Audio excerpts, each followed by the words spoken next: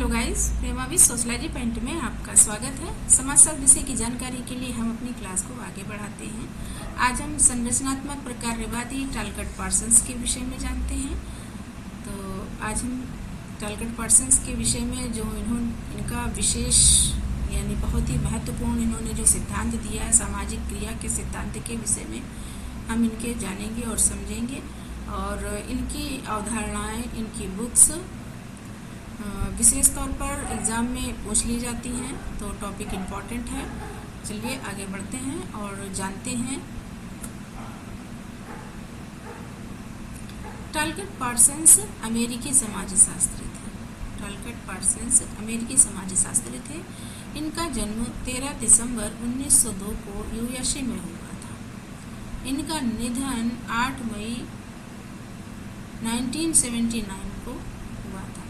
Person को सामाजिक क्रिया सिद्धांत और इनके संरचनात्मक प्रकारात्मक की अवधारणा के लिए विशेष ख्याति प्राप्त हुई। पार्सन के जो ये सामाजिक क्रिया का सिद्धांत है, इस सामाजिक क्रिया के सिद्धांत के लिए और जो इनका ये संरचनात्मक प्रकारवादी सिद्धांत है, इन दोनों सिद्धांत के लिए इन्हें विशेष तौर पर जाना जाता है।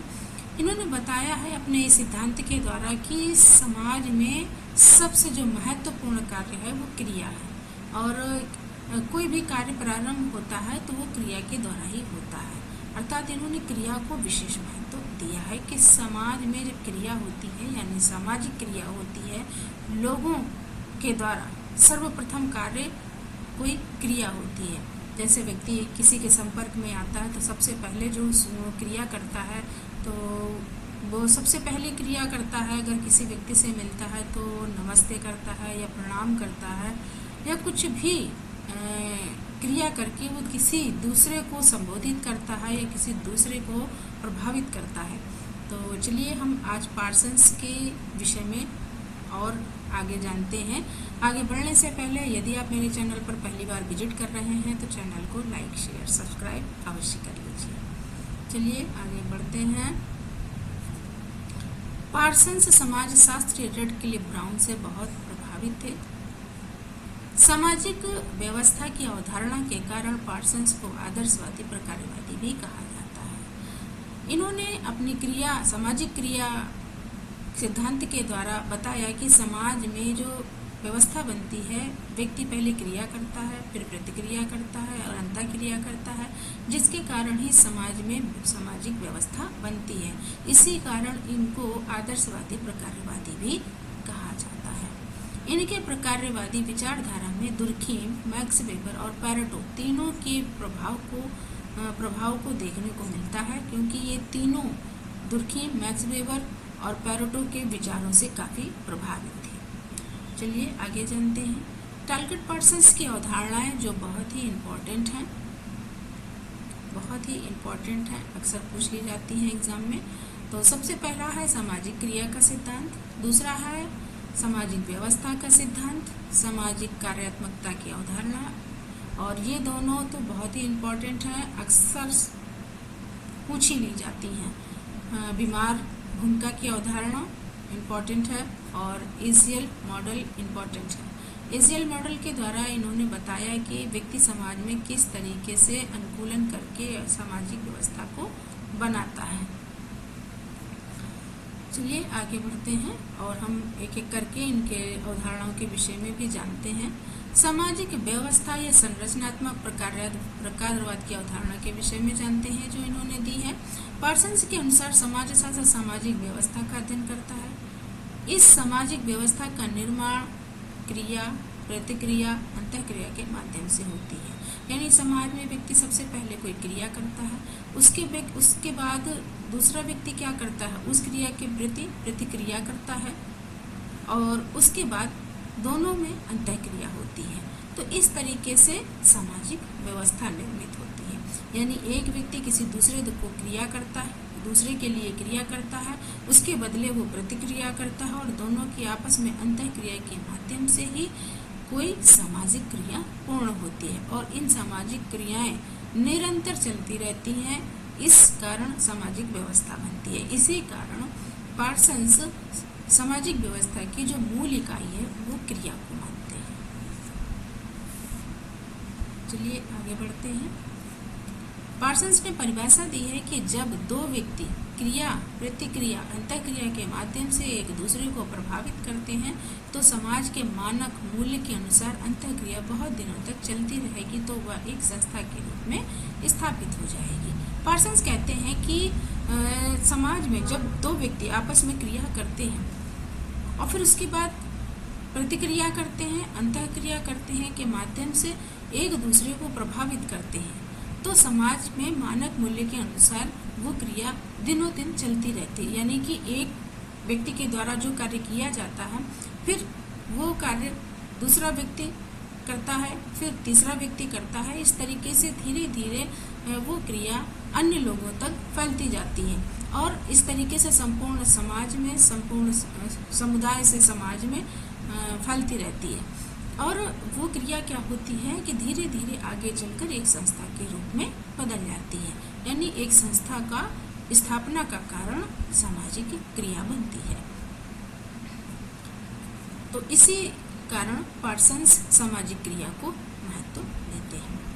अब हम जानते हैं सामाजिक क्रिया के सिद्धांत के विषय में। पार्सन्स ने सामाजिक क्रिया के सिद्धांत में 4 विशेषताओं के समावेश की बात की है, जिसमें उन्होंने वह बताया कि वह व्यवस्था बन जाती है सामाजिक क्रिया के द्वारा। पार्सन्स ने 4 व्यवस्थाएं बताई हैं। सबसे पहला बताया उन्होंने सीमा निर्धारण, दूसरा बताया भूमिकाओं का बंटवारा, तीसरा संगठन, फिर चौथा संतुलन की ओर झुकाव। तो इसके विषय में हम जानते हैं शारीरिक या जैविकीय व्यवस्था। शारीरिक या जैविकीय व्यवस्था हमारे शरीर की सीमा को निर्धारित करती है। पार्सन्स कहते हैं कि जैसे हमारा शरीर होता है, हमारे शरीर में प्रत्येक अंग अपनी जगह पर स्थित है। हाथ अपनी जगह पर है, नाक अपनी जगह पर, पैर अपनी जगह पर है और मुंह अपनी जगह पर है। तो इस तरीके से प्रत्येक अंग का एक स्थान निश्चित है। इसी को कहते हैं सीमा निर्धारण।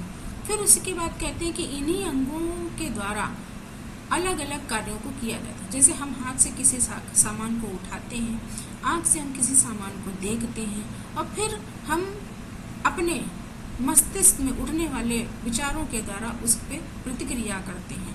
तो ये भूमिकाओं का यानी अंगों के द्वारा प्रत्येक अंग के अलग अलग कार्य का भूमिकाओं का बंटवारा होता है।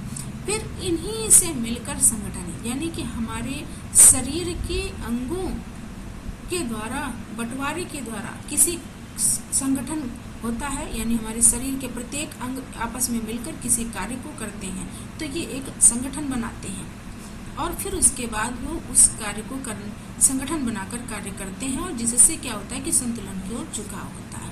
अर्थात इस विषय में हम जानते हैं, पढ़ते हैं आगे कि अंग की भूमिका अलग अलग होती है। यानी प्रत्येक अंग की भूमिका अलग अलग होती है। भूमिकाओं का बंटवारा होते हुए भी अंगों में क्या होता है, संगठन होता है। यानी हमारा शरीर के प्रत्येक अंग मिलते हैं तब हम किसी कार्य को संपन्न करते हैं। शरीर को संतुलन बनाए रखने के लिए अंदर कुछ प्रतिरोधक तत्व पाए जाते हैं जो हमारे शरीर की सुरक्षा करते हैं। तो इसी तरीके से समाज में भी कुछ ऐसे तत्व होते हैं जो समाज में विचलन को रोकते हैं। यानी समाज में जो गलत कार्य होने होते हैं उन कार्यों के प्रति उनमें नियंत्रण स्थापित होता है। उनके द्वारा ही ऐसे प्रतिरोधक तत्व होते हैं जो समाज में नियंत्रण को स्थापित करते हैं। पार्सन्स के अनुसार प्रत्येक व्यवस्था की एक निश्चित संरचना होती है। उस संरचना का निर्माण विभिन्न इकाइयों से होता है, अर्थात संरचना का अस्तित्व इकाइयों पर टिका होता है।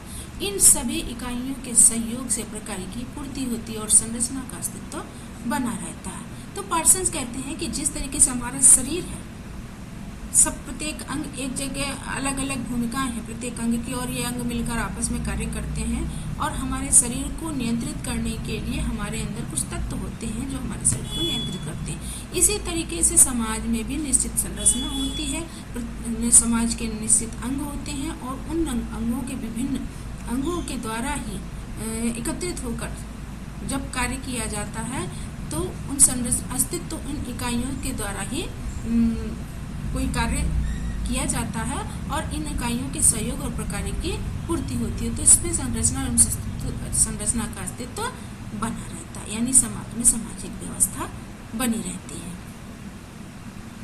अब हम जानते हैं आगे सामाजिक व्यवस्था की अवधारणा के विषय में। इनके सामाजिक व्यवस्था का अस्तित्व सामाजिक संरचना द्वारा किए गए प्रकार्य पर निर्भर करता है। सामाजिक व्यवस्था का अस्तित्व सामाजिक संरचना के द्वारा किए गए प्रकार्य पर निर्भर करता है, जिससे समाज में संतुलन के कारण गतिशीलता बनी रहती है। पार्सन्स कहते हैं कि समाज में सामाजिक व्यवस्था किस प्रकार से निर्मित होती है। सबसे पहले क्या होती है, एक संरचना होती है, जैसे हमारे शरीर की संरचना है, ऐसे ही हमारे समाज की संरचना विभिन्न अंगों के माध्यम से होती है, सामाजिक अंगों के माध्यम से होती है। ऐसे ही समाज में प्रकार्य होते हैं, जैसे हमारे सारे अंग मिलकर कार्य करते हैं, ऐसे सामाजिक अंग होते हैं, उन समाज के अंगों द्वारा प्रकार्य किए जाते हैं। तो संरचना और प्लस प्रकार्य दोनों के मिलकर कार्य करने से ही सामाजिक व्यवस्था बनती है।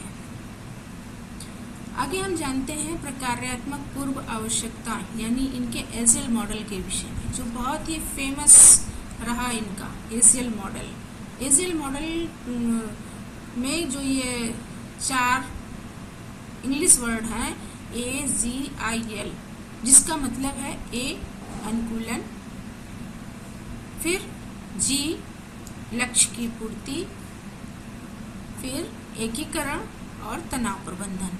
तो ये इनके इंग्लिश वर्ड हैं। इंग्लिश वर्ड नहीं लिखे हुए हैं यहाँ पे। एडिटेशन, लक्ष्य की पूर्ति। तो ये जो पहला है अनुकूलन। तो व्यक्ति जब समाज में जाता है तो सबसे पहले क्या करता है, अनुकूलन करता है। यानी समाज में व्यक्ति जाता है तो सबसे पहले समाज के कार्यों को, जो समाज के बने हुए नियम होते हैं, उन नियमों के अनुसार वो अपने आप को ढालता है, यानी अनुकूलन करता है। फिर वो अपने कुछ लक्ष्यों की पूर्ति के लिए अपने लक्ष्यों का निर्धारण करता है, जैसे उसे क्या करना है अपने भविष्य में, अपनी आर्थिक आवश्यकताओं की पूर्ति किस प्रकार से करेगा, इस तरह से उसके लक्ष्य निर्धारित होते हैं। फिर एकीकरण होता है, यानी समाज में जब पहले वो अनुकूलन करता है, अपने लक्ष्यों का निर्धारण करता है, और फिर समाज में वो एकीकरण लाने का प्रयास करता है, अन्य समाज के लोगों के द्वारा संगठित होता है, और फिर उसके बाद समाज में वो उठने वाले विचलन को मिलकर प्रतिबंधित करते हैं, यानी नियंत्रण करते हैं। तो इस प्रकार अनुकूलन रूपी प्रकार की आवश्यकता पूर्ति आर्थिक उपसंरचना इकाई आर्थिक इकाइयों के द्वारा होता है। चलिए अब हम आगे और जानते हैं। विभिन्न योजनाएं और कार्यक्रमों के माध्यम से इकाइयों के लक्ष्यों की पूर्ति की समुचित व्यवस्था करती है, अर्थात एकीकरण लाने का कार्य सांस्कृतिक उपसंरचना करती है तथा तनाव प्रबंधन का कार्य पारिवारिक संरचना करती है। पार्सन्स कहते हैं कि जो समाज में सांस्कृतिक कार्यक्रम होते हैं, जो हमारी परंपराएं रीति रिवाज होते हैं, जो हमारी संस्थाएं होती हैं, हमारी समितियां होती हैं, इनके ही द्वारा हमारे लक्ष्य की पूर्ति होती है। यानी ये जो योजनाएं और ये कार्यक्रम जो समाज में चलते रहते हैं, इन्हीं के कारण व्यवस्था बनती है और एकीकरण आता है। जो सांस्कृतिक उपसंरचना है, सांस्कृतिक उपसंरचना के द्वारा ही समाज में व्यवस्था बनती है। यानी जो संस्कृतियाँ होती हैं, सामाजिक संस्कृतियाँ होती हैं, परंपराएं, मूल्य, रीति रिवाज, जो सामाजिक मूल्य होते हैं, उनके द्वारा ही ये सब सांस्कृतिक मूल्य होते हैं, और इनकी कुछ उपसंरचनाएं होती हैं जो समाज में क्या करती हैं, तनाव प्रबंधन का कार्य करती है। जैसे पारिवारिक संरचना है। पारिवारिक संरचना क्या करती है कि अपने परिवार में नियंत्रण स्थापित करती है।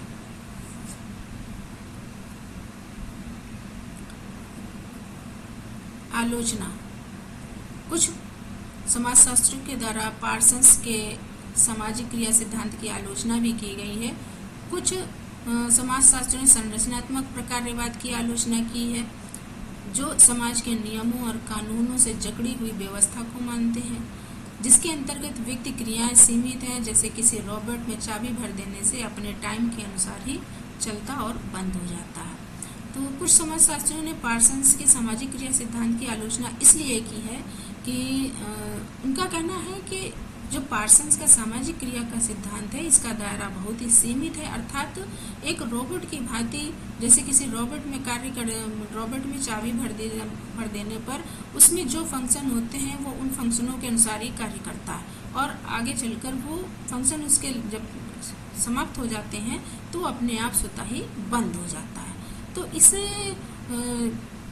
इसी को लेकर अन्य समाजशास्त्रियों ने कहा है कि जो समाज के नियमों और कानूनों से जकड़ी हुई व्यवस्था बताया है पार्सन्स के सामाजिक क्रिया सिद्धांत को, और उनकी जो क्रियाएं हैं उन व्यक्ति की क्रियाओं को क्या कर दिया है, सीमित कर दिया है कि समाज में व्यक्ति रहता है तो नियमों से बंधा हुआ होता है, यानी सामाजिक नियम जो होते हैं उसी के अनुसार उसे कार्य करना होता है। अब हम पार्सन्स की कुछ महत्वपूर्ण पुस्तकों के विषय में जान लेते हैं जो अक्सर एग्जाम में पूछ ली जाती हैं। तो पहली पुस्तक है उनकी the structure of social action, 1937 में प्रकाशित हुई थी। दूसरी है एसे टू सोशल लॉजिकल थ्योरी, 1949 में प्रकाशित हुई थी। फिर तीसरी है द सोशल सिस्टम, 1951 में प्रकाशित हुई थी, और ये पुस्तक इनकी अक्सर पूछ ली जाती है, बहुत ही इम्पोर्टेंट पुस्तक है। फिर है towards general theory of action, 1951 में प्रकाशित हुई थी, और उसके बाद है working papers in theory of action, 1953 में प्रकाशित हुई थी, और ये भी पुस्तक बहुत ही इम्पोर्टेंट है, family socialisation and interaction process, 1955 में, जिसमें उन्होंने समाजीकरण के विषय में बताया है। तो आज हम लोगों ने टारगेट पार्सन्स के विषय में जाना और समझा। वीडियो यदि अच्छी लगी हो तो सब्सक्राइब अवश्य कर दें। Thanks for watching.